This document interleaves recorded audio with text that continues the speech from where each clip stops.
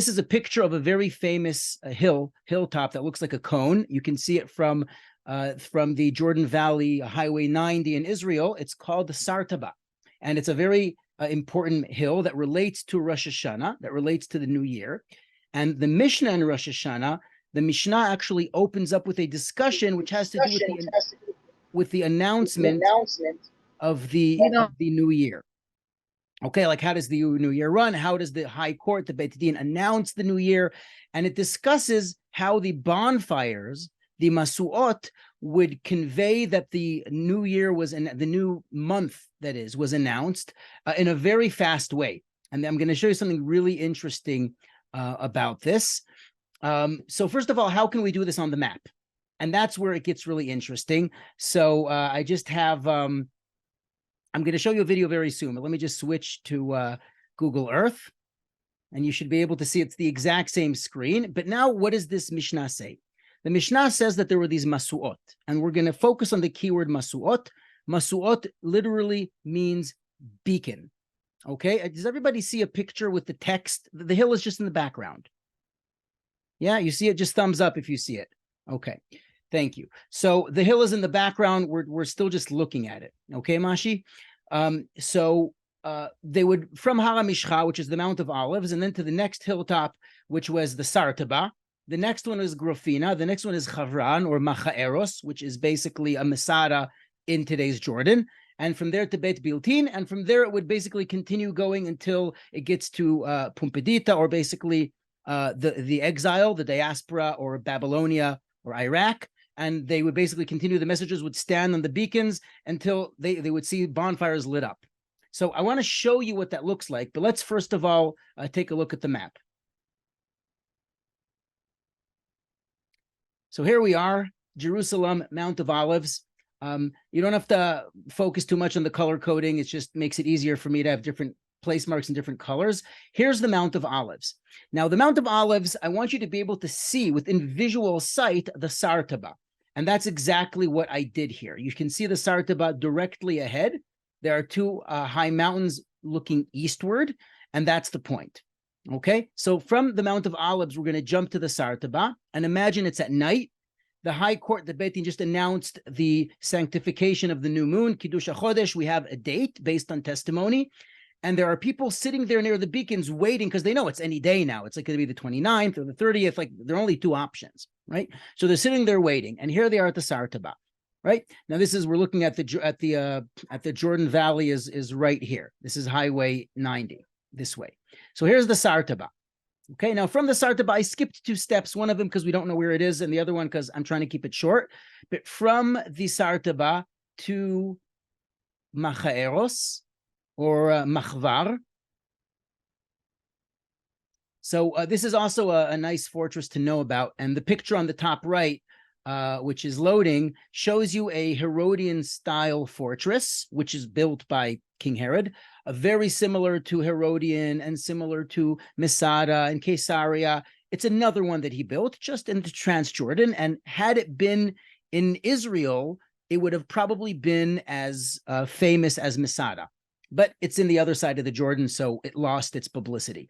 And now from Machavar, it would go to Beit Biltin, and from Beit Biltin all the way to Babylonia. And this is where we are. And you can basically see with direct eye shot the hilltops in turquoise. Those are the hilltops with the masuot.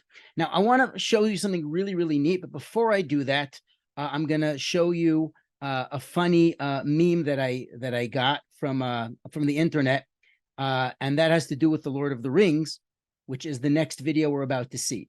So this shows you Aragorn, who's going to be the king of Gondor. It says the beacons are lit. Gondor calls for aid, and the beacons go and are basically going all the way to Rohan.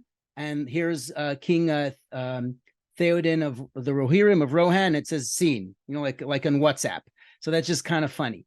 So let's jump ahead. And this part, I'm just saying it like this. I have a placeholder is where I'm going to be editing out this part because we are, this is copyrighted. So this is from Lord of the Rings, and it's about the beacons of Gondor. Okay, that was fun.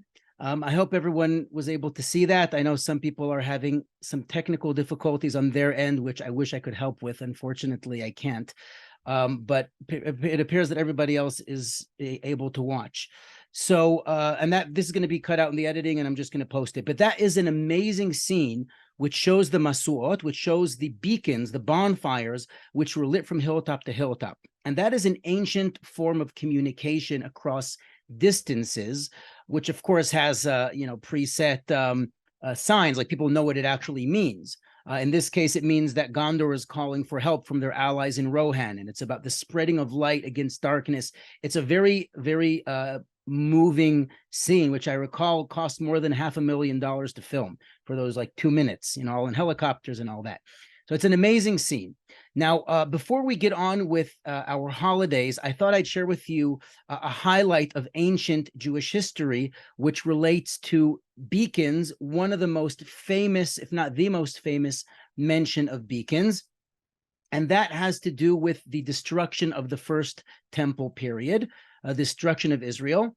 And it takes us to the city of Lachish. I'm going to be very brief here, just to mention one of the stories. So familiar, it's okay. I'm just going to do a quick overview. Nebuchadnezzar comes and lays siege on Jerusalem, and after 3 years, Jerusalem is destroyed. We're talking about 586 BCE, Churban Beit Rishon, the destruction of the first temple.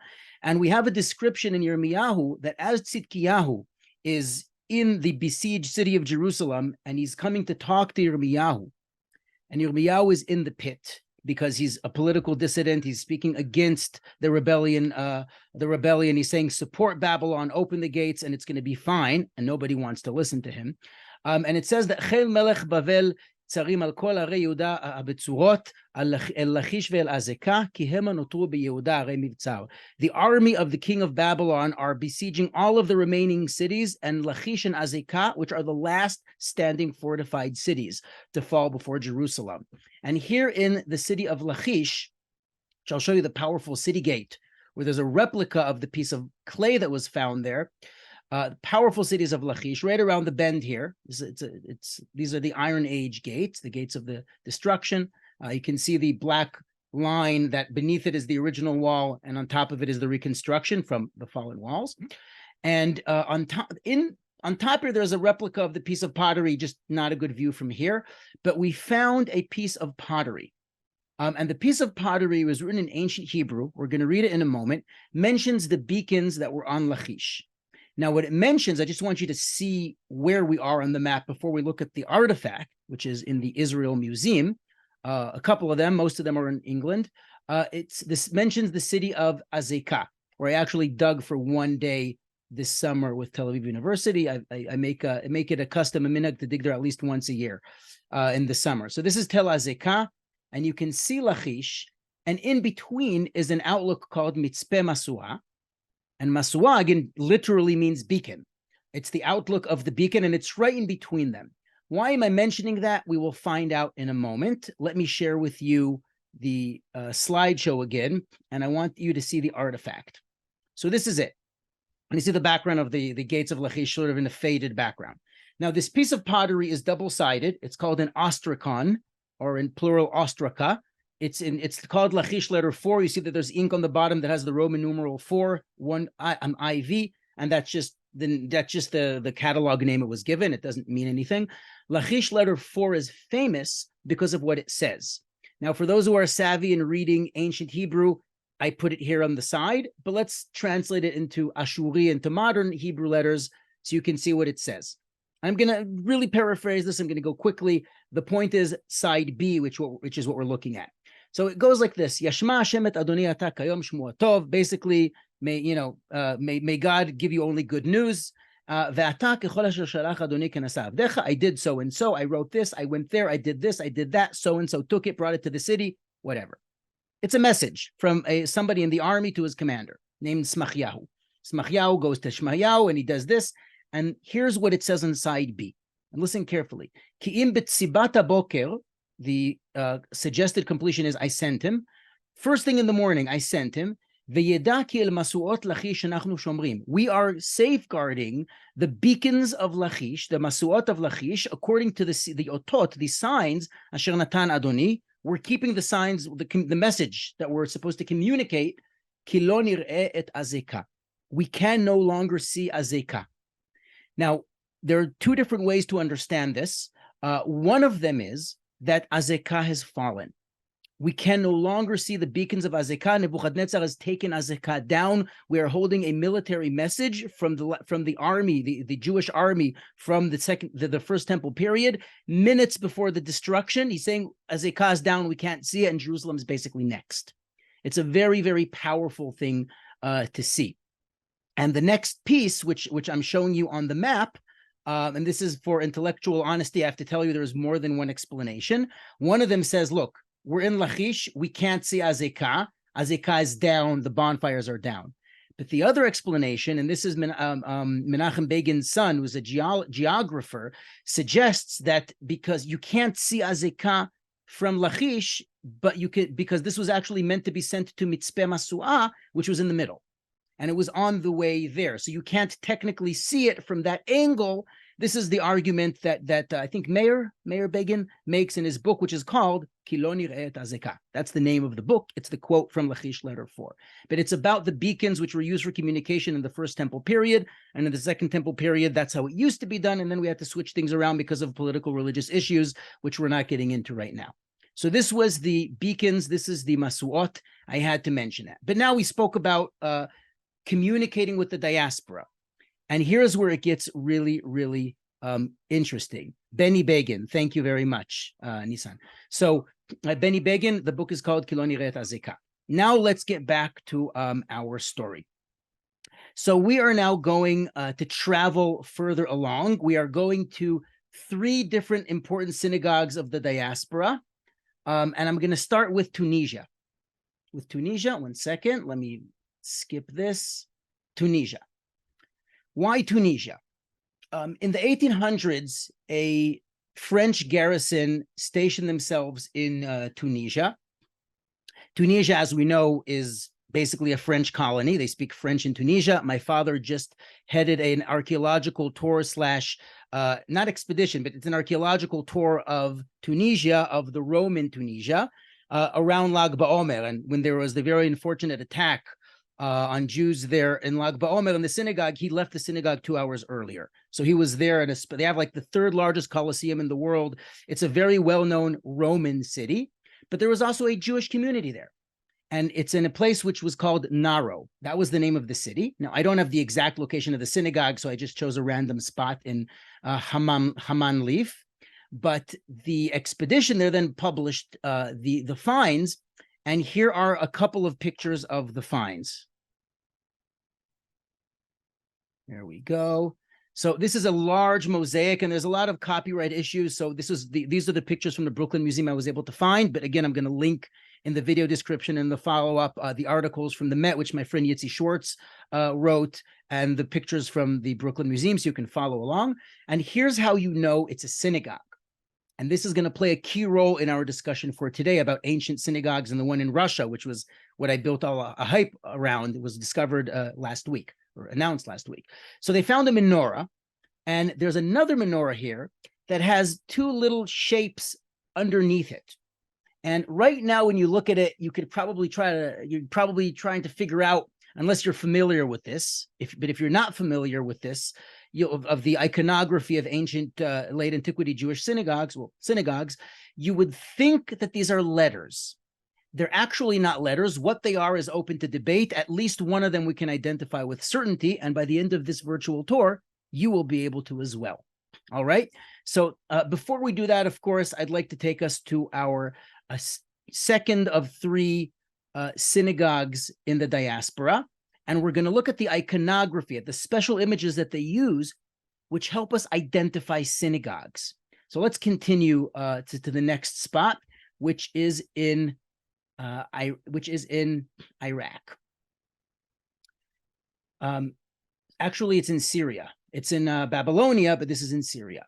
Now, this is the Euphrates, Nahar Prat, and this is a town which unfortunately was destroyed by ISIS in 2013. But lucky for us, the synagogue paintings, which we're going to see in a moment, from the most important and actually from revolutionary in our understanding of ancient Jewish art and synagogues, is called the Dura Europos, name of the city, Dura Europos Synagogue. And it was moved to the National Museum of Damascus, which is where it still is today. It's every once in a while it's closed. I have a contact who was there a couple, like last week, I think, and he told me that it's currently closed to the public for an unexplained reason, but it's generally open. They don't allow any photography. Now, the Dura Europos Synagogue, those of you who've been to the Diaspora Museum, Bet Atfutzot, which is now integrated into the new high-tech museum called ANU, Museum of the Jewish People, this is the first thing you see when you go into the ancient synagogues. It's on the wall, but people don't pay attention to it. And it really requires to know what it is, to appreciate what it is. So let me try to inspire you about this amazing ancient synagogue. Let's look at some pictures. Okay. Now, this is an actual photograph from the synagogue. The synagogue was discovered and described by those who found it in 1926, 1927, as like the genie out of Aladdin's lamp. These amazing frescoes, these colorful paintings showed up out of the earth. Why is that? Because the Roman city of Dura Europos, they were fighting against the Persians, the Parthians, and the Parthians came to attack the city. The synagogue, as well as some early churches and other buildings which were right there on the border of the city, near the water, near the Euphrates, were filled up with earth to create defenses against the Parthian Persians who came to conquer the city. So the synagogue was filled up with earth to the top. And because of an inscription, which is key, the inscription actually dedicates it to, has a dedication to the year 247. We know that based on the Roman emperor, that's how they dated things, based on the Roman emperors. So we know it's the year 247. This is from the time of the Mishnah. And it is covered with dozens of colorful Tanakh paintings, full color, full body, full descriptions, sometimes with writing as well. Now, I'm only going to get into one of these paintings, but you should be very excited to see more of this. If you are not familiar, just Google Dura Europos Synagogue. It is fascinating. Entire scenes from Yechezkel, scenes from Eliyahu Hanavi, scenes from the battle with Plishtim. It's amazing. Now, this structure here with a niche is you can probably guess what it is. It's an Aron Kodesh. It's a Heichal. And here's the painting from on top. And this is our segue into the Jewish iconography, the images and the stories which are shared on many ancient synagogues. This one is from the 3rd century. It's from we know exactly when they stopped using it, year 247. So it was in use before that. And we'll see more. So let's look at these pictures. Okay, there's 2 pictures on the left. There's a story on the right. And in the middle, there is a very obvious picture of the Beit HaMikdash, the temple, with like a cornice, with like a seashell shape on top, just like the actual seashell shape on the bottom. So on the left, you'll definitely recognize the menorah. And then there's a baseball. I'm just kidding. It's not a baseball bat. Lulav and etrog. You see that? It's a lulav and etrog under the menorah on the left. You're going to see a lot of those. And on the right, I'll tell you what it is, but I'll describe it first. There seems to be a ram stuck with his horns to a bush. That's already a dead giveaway. There's a man holding a knife. There's an altar with somebody apparently on top of it. And it's not quite clear what the picture is on top. Is it a tent, somebody going in? I'm not sure. And what looks like a small bird on the top is actually a hand coming out of the heavens. They tried to illustrate an idea, and we already know what this is now, right? It's Akedat Yitzchak. It's the binding of Isaac. And it says, Al Tishlach. Don't touch, right? It's like a hand coming out of heaven. That's what's on this painting in Dura Europos, okay? Hold that, because we are now going to our 3rd and last diaspora synagogue before we delve into lots of synagogues and symbols in the land of Israel from late antiquity. Okay, so let's get going. I'm switching screens again, and we are going to last week's news, the synagogue from Russia, southern Russia near the Black Sea.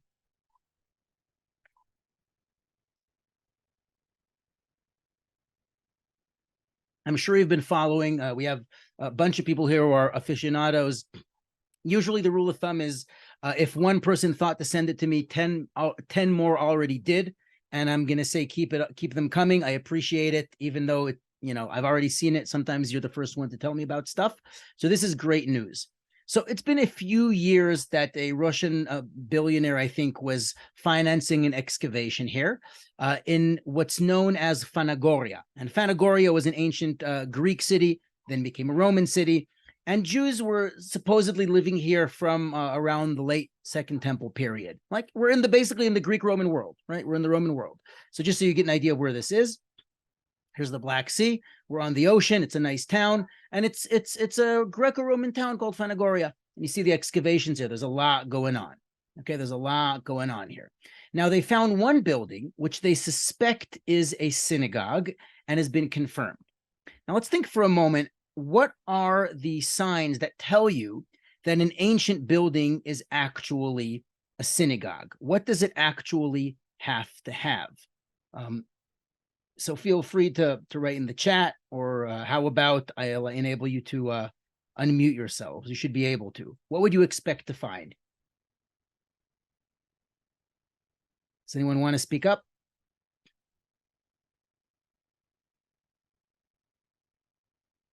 All right, let's see. An Aron Kodesh. Okay, I see Aron Kodesh. What else would you expect to see?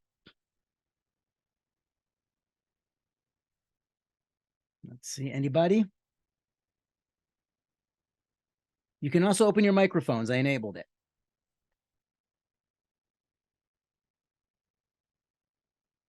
Okay. Jewish symbols, menorah. Good. Two more things.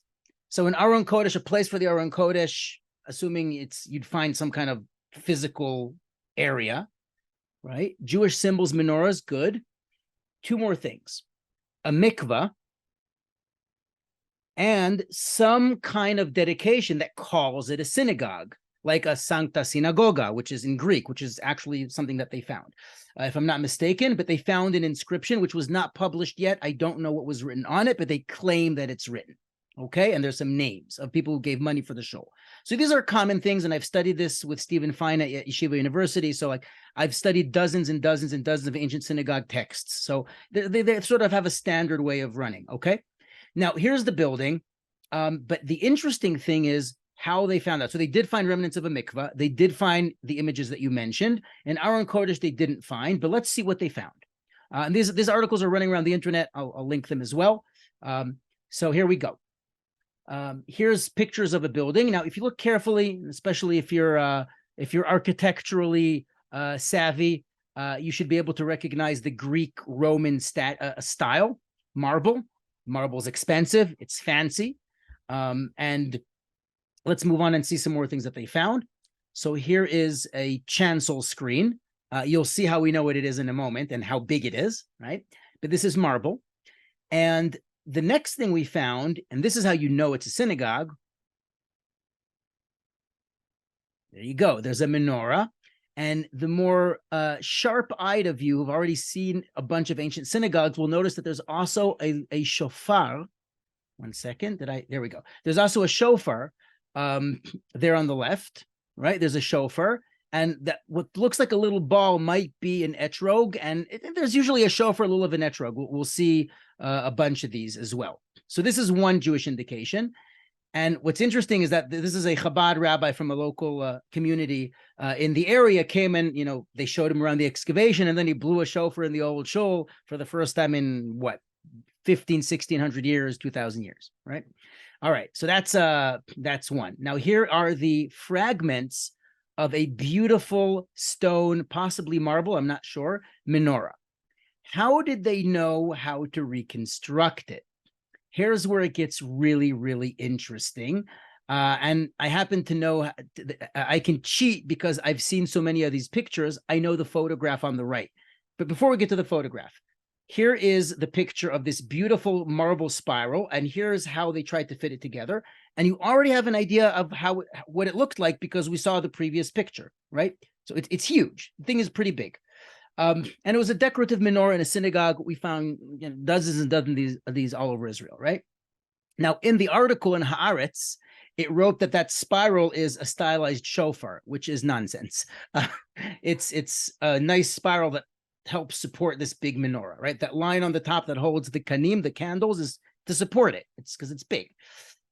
The photograph on the right, as you'll soon notice, comes from a synagogue not an hour away from where I am currently sitting in southeast Gush Etzion. It's from Susiya, from Russia to Susiya. That's what I'm calling this. And now let's try to connect the dots between the diaspora synagogues and their iconography, their imagery, and the synagogues of Israel between the year 200 and 600, late antiquity. So let's go. Here's, first of all, the picture, but we're going to go there in a moment. I just want you to see that this is the actual picture. You see that? The menorah on the right. Look at the shape of this, of even the shadow, right? And now let's move back for a second and look. That's the actual photograph. And this is in the Israel Museum today. So let's go to Susiya, from Russia to Susiya. And it sounds better in Hebrew. I had to say it like that. And let's check out what we found in this ancient synagogue.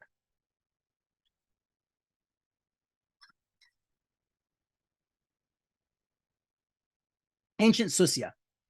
So you may be familiar with Susiya. It's like, it has it's like Katsrin. They have like, Katsrin has a Talmudic village with activities and period actors. So they stay in character. So they have things like that too in ancient Susiya. It's off Highway 60, Derech Hahar, and this is the visitor center. And then you make your way through the archaeology and you go all the way to the ancient synagogue, which unfortunately doesn't have good street view. But lucky for us, we got some good photographs. I was actually there in a wedding a couple of times, so I took some photographs myself. But here's what the Heichal looks like with the Aron Kodesh. And you see the screen chancel, basically like a sort of a marble mechitza, as we call it today, which is just around the Heichal, the Aron Kodesh. And that's what they saw also in here. This. See that? Very, very similar style, right? So here we are. Here's the ancient synagogue. I was at a couple chuppahs here. It's really nice. And inside the mosaic that everybody's looking at from the top, but you can actually climb in. I don't know if you're supposed to, but you can. Here is a beautiful mosaic carpet. Now take a close look at the mosaic. I'm going to zoom in a moment. But I want you to notice things that repeat themselves and go over themselves, and you'll see them again and again and again. I'm going to give you 5 examples, but there are much more than that. I think more than 20 examples so far that have been published. If you want more references, I'll let you know. There's a book that just came out about it, about like the latest review of ancient synagogues. So look, there's an Aron Kodesh Heichal in the center, and flanked on both sides are 2 menorahs. Slightly different style, but you get the idea. And there's a shofar and a lulav and etrog. You could sort of see it. Now, it's a little bit broken. Here, let me give you the next picture. See that? There's a lulav and there is a shofar. And once you've seen a couple dozen of these, you'll put it together yourself. Like, oh yeah, menorah, shofar, lulav, etrog. And one more symbol, which we're not that familiar with today. And I'll look at that in a moment too. Okay. So we're starting to put these pictures of the iconography of ancient synagogues that we saw in the diaspora, which help us identify a synagogue in Hammam Lif and in Russia, in Phanagoria. And let's take a look at them in other places. So let's go to a few select synagogues, but first let's see a collection of them in the Israel Museum. So let's go. Israel Museum is really the best place to see a collection of everything put together. All right. All right, the Israel Museum. I'll see you tomorrow, but this is in Google Earth. So watch this. We are in the Byzantine period in the Israel Museum, and there is the Susiya menorah and the Susiya Aron Kodesh, the original. The replica is in the original place. That's how it goes with the Israel Museum. And this is a picture. Now, the interesting thing is, look at the floor. This is probably a Samaritan mosaic. We know that because there's no lulav and etrog. That's something interesting to think about, and today I'm not getting into it. But look at the picture. There's an Aron Kodesh, and there's an Aron Kodesh. There's a menorah on both sides. There's a place for a menorah on both sides. One of them survived. See that? That was also on the Susiya mosaic. There's an Aron Kodesh in the middle and menorahs on both sides. Now here's Jewish symbols. Here's a shofar. And here is something funny. Can anybody guess what this is? It's not a dreidel.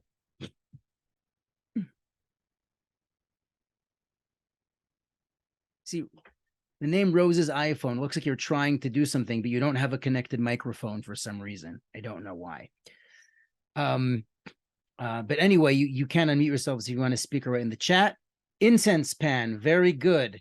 Well, we have somebody who's taking the tour guide course, so but thanks. Yes, it is an incense pan. It's a machta. I'm not getting into the Samaritans right now, but the Samaritans used very similar iconography. They also had synagogues. They just prayed to Mount Gerizim, but there's a lot of similarity, but that's a topic for another time. But look, it's the same concept. Now look around, and let me give you a better view from the balcony. The largest menorah of this style found, the one in Phanagoria in Russia is larger, but look at this beautiful menorah from Na'aran, which is also further down. It's in the same area of the Hebron Hills.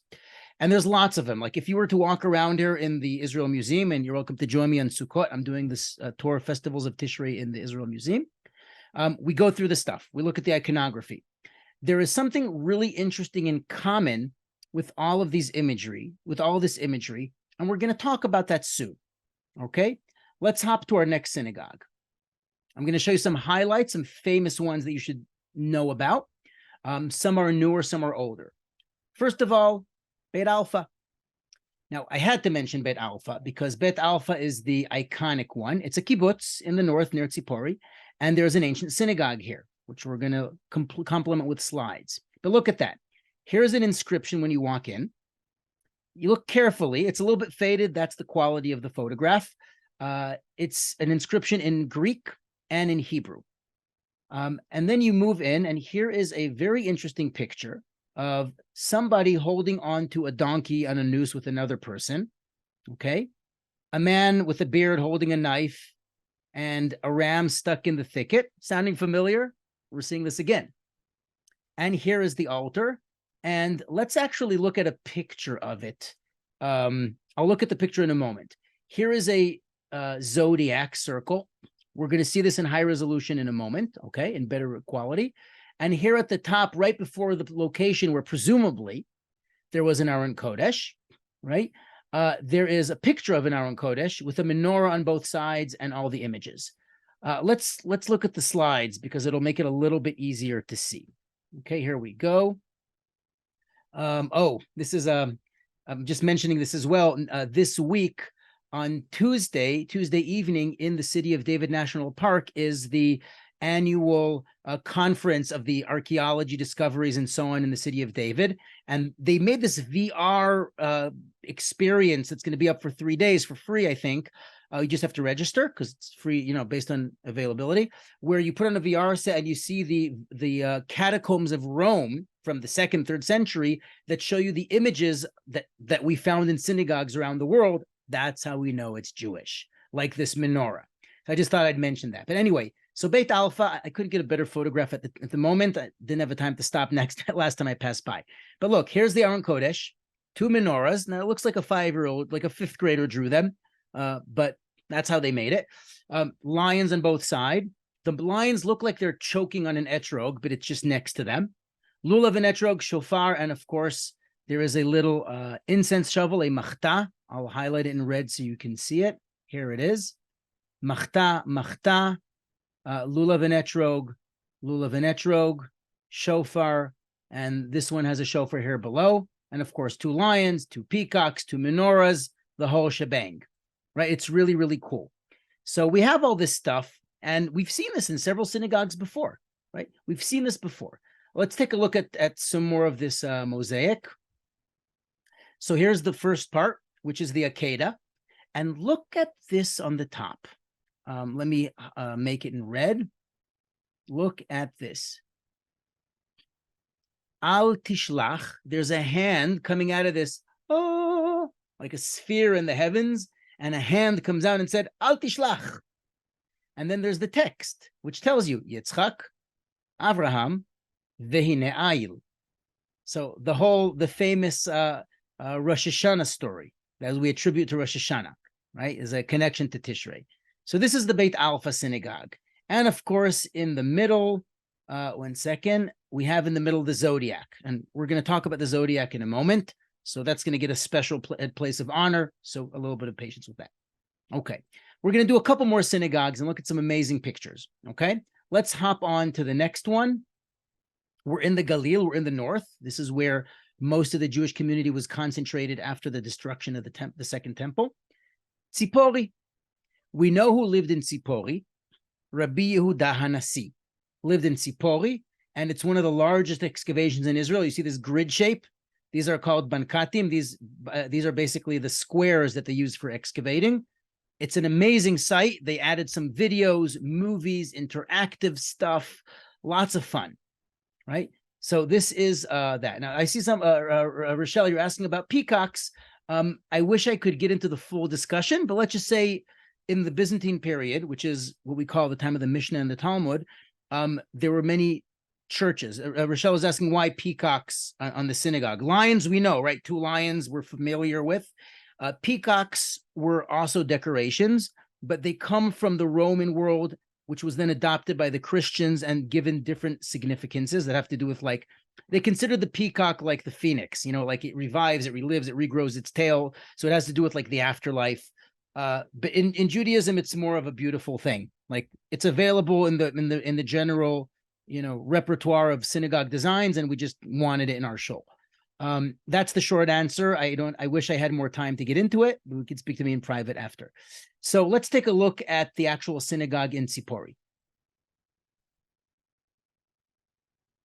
So here's the synagogue. When you walk here now, today, you can sit here and then you press a button and a screen comes down. You watch a video with some famous Israeli actors. And here it is, the mosaic. So look at that. I'll show you the slideshow in a moment. But first of all, let's see it from here. So look, here's an Aron Kodesh, menorahs on both sides. If you look carefully, there's a shofar. And here is a lulav and etrog. Right? And you'll probably see a machta, an incense shovel. There it is, right below. Right? So here we are again. Then you move down, and there's something about korbanot. I'm skipping that.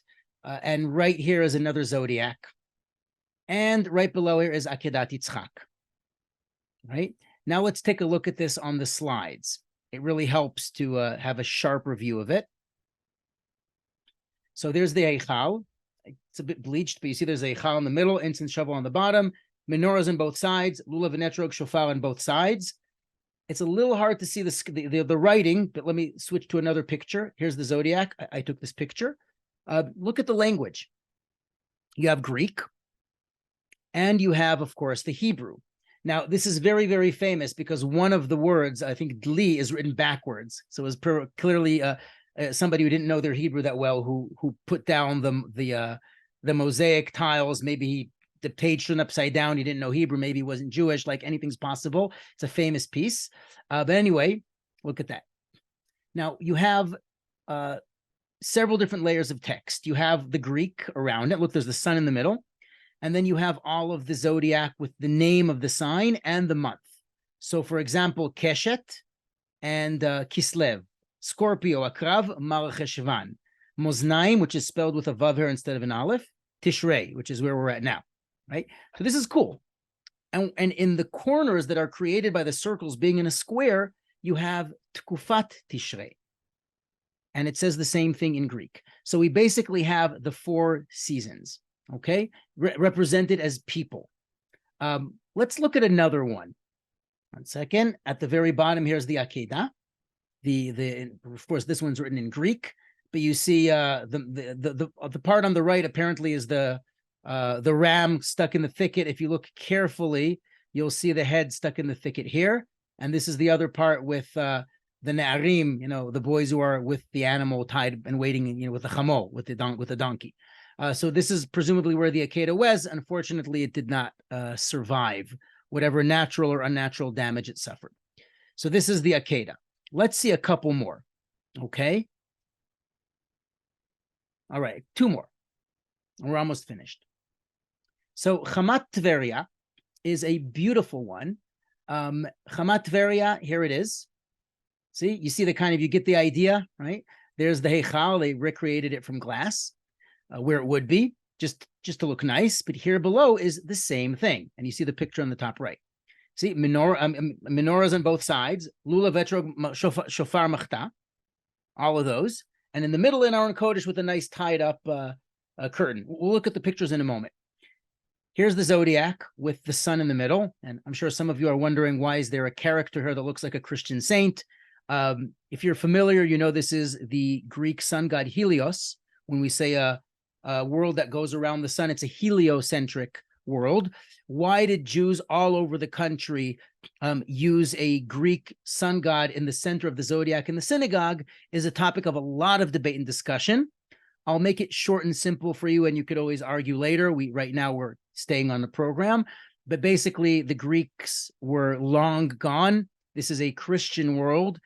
The battlefield in terms of idolatry is not against pagan Hellenism at this time. It's a nice decoration, and it's just how they said sun.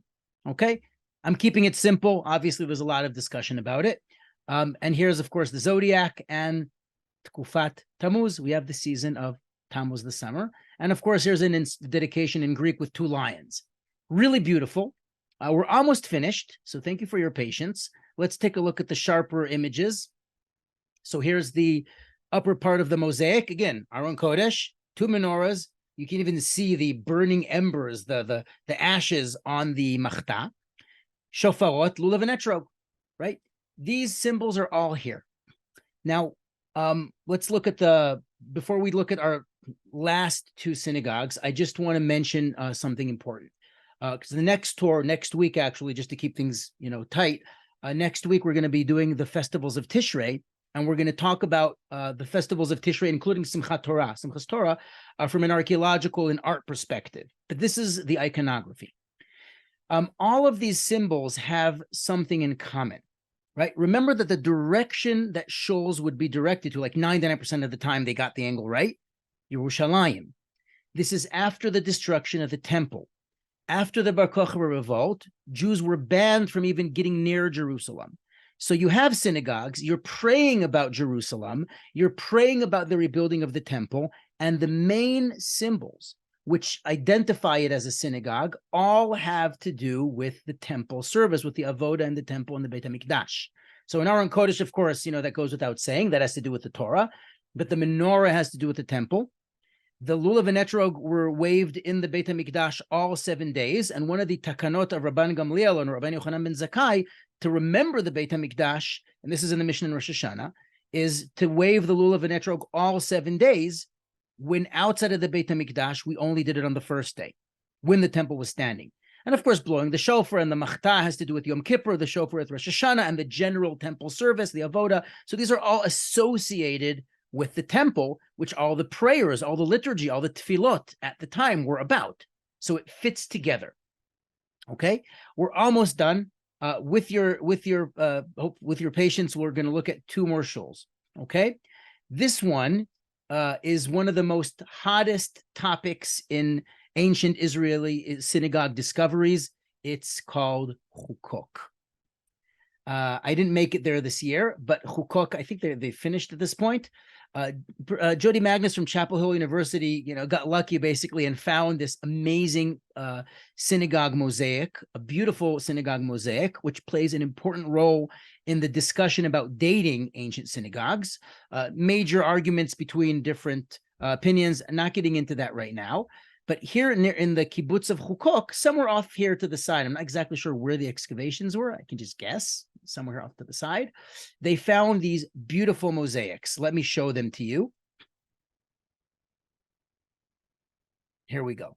So this was in the news, and I'll send you the link. I wrote a paper about the dedication plaque, so I'm sort of like really involved in this one just from the outside as studying it. Look at this beautiful picture. Relates to Yom Kippur. It is the story of Yona, and it's mosaics. It's a beautiful picture on the floor of a shul. You see the people on the ship, manning the ship, and they throw Yona, and Yona's being eaten up by the fish, which is eaten by a bigger fish, which is eaten by a bigger fish. It's kind of cool. You see that? Like, I don't know where they got that from. I don't think they saw Star Wars. So they got it from wherever they got it, but it's really cool.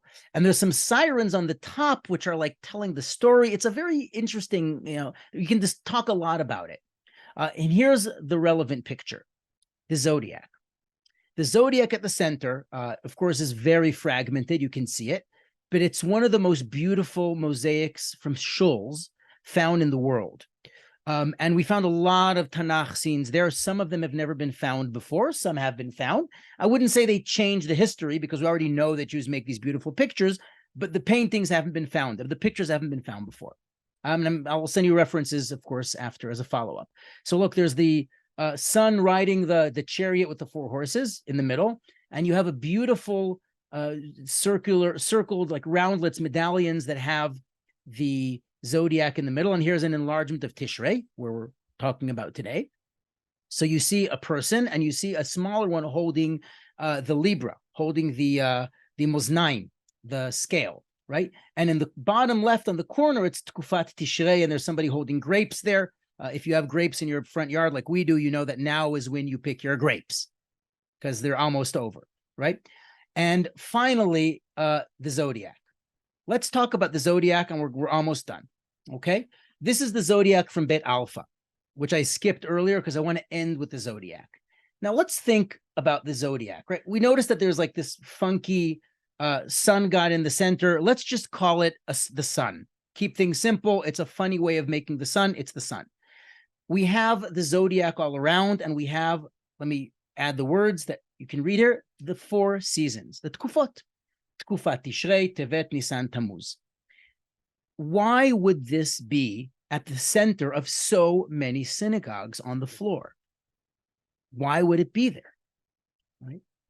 Now, when you go to a shul, you assume that there is sidurim, right? There's prayer books, and that you can just open up the siddur. In the ancient shul, that wasn't the reality. This is way before the printing press. It's a very expensive process to write down sidurim. When you learn the Mishnah and Brachot about the way the tefillot were written down, and you all read these halachot, these interesting laws of a person who gets mixed up and confused, does he not know the prayer? I mean, everybody knows davening, right? No. That's why we have chazarot hashatz. We have the repetition for people who don't have a siddur. Some people know it by heart, some people don't, right? So everybody's listening to the prayer. These are visual cues that connect to the content of the prayers. The prayers have to do with Jerusalem. The prayers have to do with the holidays. And the most important part of the Jewish year is the calendar. Jewish temple, like everything that we do is about time and the calendar. It's important. And I'm going to prove to you that the most important part of the synagogues is not the picture of the calendar, but rather the content. What do I mean? You'll see in a moment, but let's just look at a couple more pictures. So this is an equivalent today. You just look at the holiday cycle. You can look at it like this. It's like, it's part of our life. There's always holidays, right? So I want to take you to our last synagogue. Please bear with me. We are at our final stop. We are going to the city of Ein Gedi, near the Dead Sea. Our final stop, Ein Gedi. And here in Ein Gedi is a beautiful synagogue, which is a lot more austere. It's a lot simpler. It's not as lavish and decorated as the fancy ones in the Galil and in the Golan. It's simple.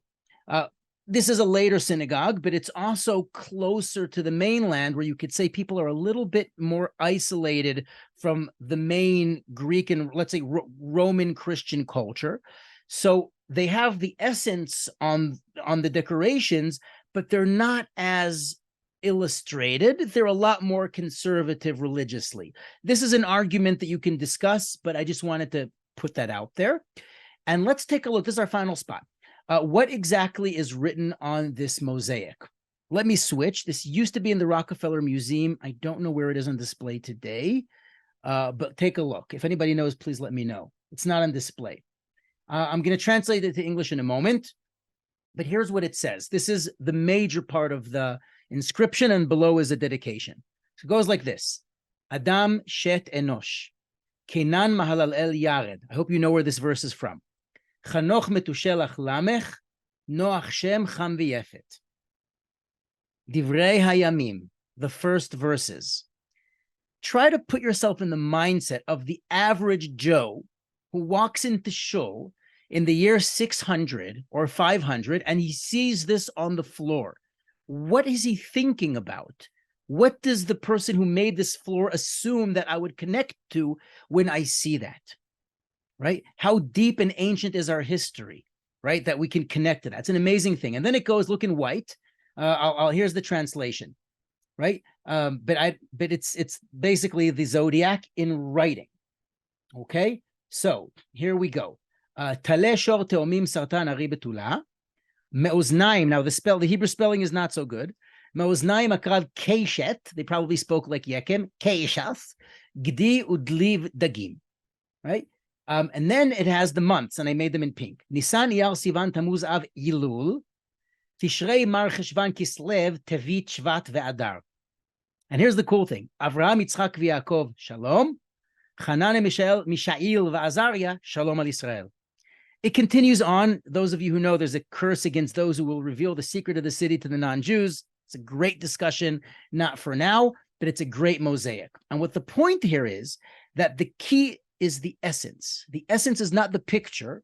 It's not how, it's what. It's not how they made a picture of the zodiac. It's the fact that they did it. This was essential in synagogues because it's part of the prayers. It's part of the Jewish consciousness of time. So that's where we're going to end. I'm going to end with a public service announcement, of course, which is already on the website. You could already sign up. Next week, we have a tour, but this one is, of course, paid. Today's was free. This one is paid. It's like 45 shekels, $12, something like that. And of course, you can see the recording after that. The festivals of Tishrei, where we're going to take this to the next level and explore archaeology and art, mostly in the Israel Museum, but also Judaica from around the world in interesting ways. That has to do specifically with Tishrei, with Rosh Hashanah, Yom Kippur, Sukkot, and Simchat Torah. You're going to learn amazing things. Of course, if you want to join me in the museum on Sukkot, you're also welcome to. But this is where I'm going to end. This is our final spot. And I'm going to stop my screen share